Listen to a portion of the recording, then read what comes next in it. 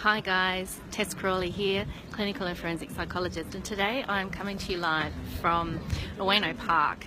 Ueno is a favourite part of Tokyo, one of my favourite parts of Tokyo. I absolutely love Tokyo, you're probably getting that picture. And what you can see in the background is the National Museum of Western Art, and I have just seen the most amazing, mind-blowing art exhibition. I don't know how many of you know, I did a video a while back where I talked about students not sweating their exam results and how your Year 12 results don't define you, and I told the story of my Year 12 experience, and my education was all around art and fine art, and I was going to be an art teacher. That was my grand plan when I was in Year 12.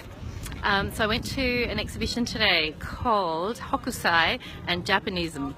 So it is about an exhibition about how the art of very famous Japanese painter Hokusai, probably the most famous Japanese, well, definitely the most famous Japanese painter from the 19th century, Hokusai, influenced the work of the Impressionists in France and elsewhere in Europe.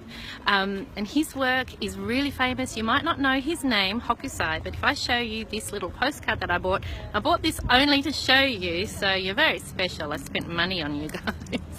Hold on, I'll get it out of its plastic sleeve so it doesn't reflect too much light, but you will know this painting. This is a very famous Japanese painting. It adorns so many walls around the world. It has made its way onto bed linen and all sorts of things. Anyway, I'm going to walk and talk. While I was touring around the exhibition, I was greatly moved actually by some of Hokusai's detail in his work. So he's an artist who's well known for obviously the Fuji wave painting, but he's also well known for his cartoon-like depictions of peasant life in 19th century Japan and rural life in 19th century Japan. So of course, with my interest in rural mental health, you can understand also why I might be interested in Hokusai. Hi Jackie, how are you?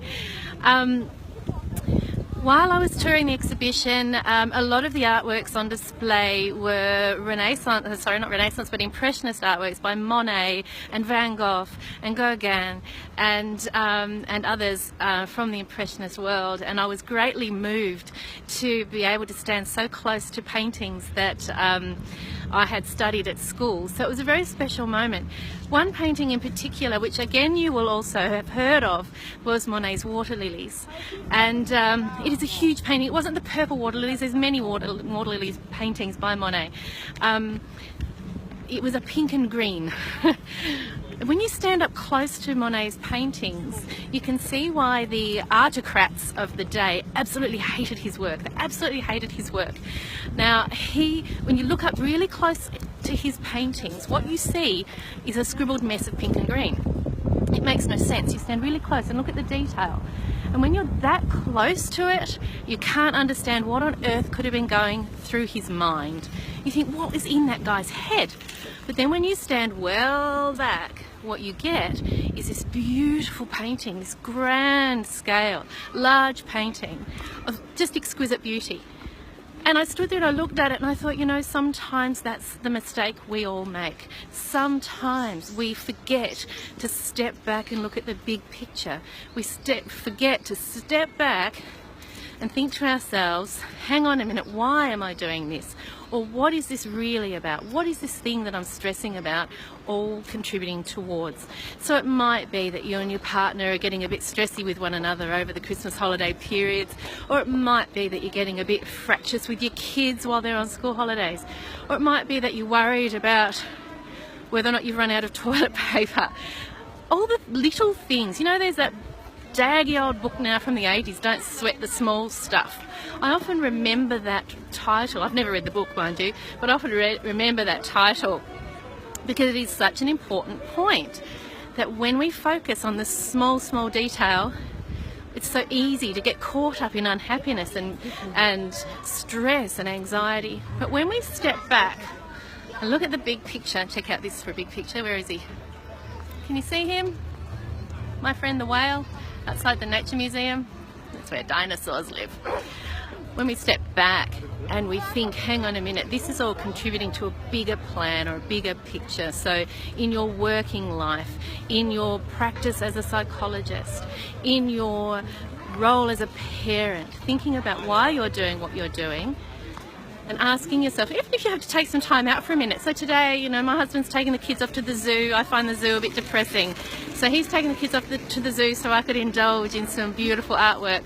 And we're about to meet up at Starbucks, of all places, for a coffee. But unless you take time out of that day to day, sometimes it's really, really hard to see the big picture. Performance going on over there or something.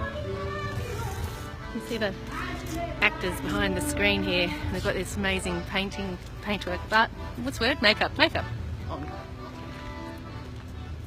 So what I want you to take away from my experience in Tokyo today is just remember, sometimes we all need to step back and breathe, think about why we're doing what we're doing, think about what is the important underpinning value that drives a certain project that you're working on, or a certain role that you have in life. I think, okay, maybe I'm sweating on the wrong things. Maybe I'm worrying too much about the busy work and not enough about making sure I'm reaching my goals. So that's my message for you today from Tokyo. Don't forget, clients of the practice, we're on leave. Not everyone's in Tokyo, but we are all on leave until the 8th of January.